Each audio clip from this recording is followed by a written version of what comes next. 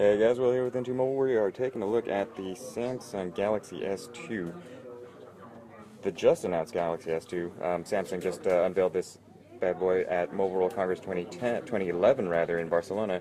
Turns out it is now officially the world's thinnest smartphone at just 8.49 millimeters thin. It bests the iPhone's 9.3 millimeter or something like that thickness, and just 4 ounces.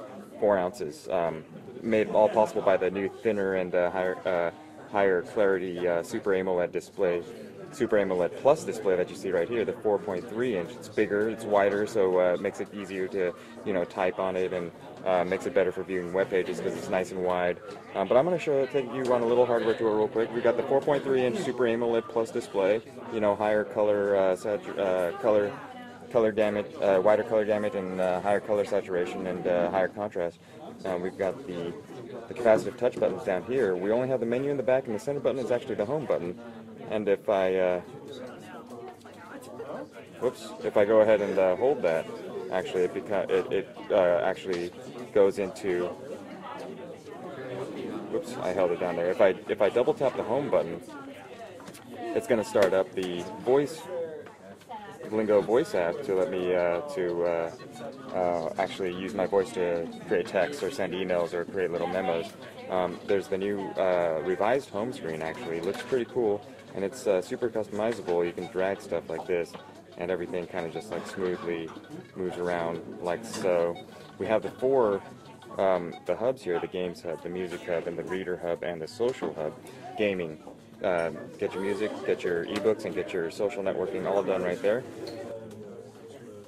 Give you a little taste of the Music Hub there. Oh, there's no SD card and stuff. Give you a little taste of the Game Hub. There we go, Game Hub. No network connection. That's a shame. But we also got a new the new look to the applications tray. Before the applications tray on TouchWiz 3.0, this is now TouchWiz 4.0. TouchWiz 3.0 had a background on it. Now the background is just the applications tray comes up right on top of the wallpaper there. And taking a look at the other little features here, we've got some preloaded apps right there. And overall, a nice upgrade to the Galaxy S. This is the Galaxy S2. The biggest difference you're going to notice is that it's bigger, and it's thinner, and it's lighter, but it still has a bigger, higher quality 4.3 inch Super AMOLED Plus display. Power buttons on the side here. You'll see the front-facing camera with all the sensors up top here. On the back, we have the 8-megapixel camera with the LED flash. On the side, we have the volume control rocker right there.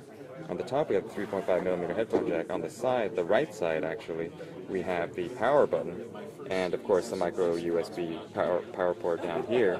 And turning it on again, that's the new. Notice how it jumps around. So when you unlock the screen jumps around, letting you know that you want to move it off and unlock the screen. So that's how you unlock the screen right there. And unfortunately, we don't have network connectivity here. Otherwise, I'd show you some of the cooler stuff. Maybe we can get the Books Hub to. Oh, there we go. That's the Books Hub. We can go into a book. And of course, notice how everything is super smooth and super fast. That's thanks to the 1 GHz dual core processor that's inside with all kinds of Samsung customizations there. They're not really talking about what the hardware is, and as far as processor specs, but it is a Samsung processor. And again, that's a double tap, brings up the Blingo. I'm going to accept, and then I can send a message to basically anyone.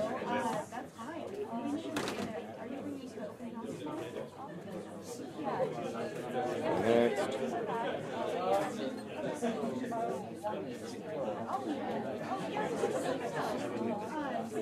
Okay, I'm going to tap to speak now.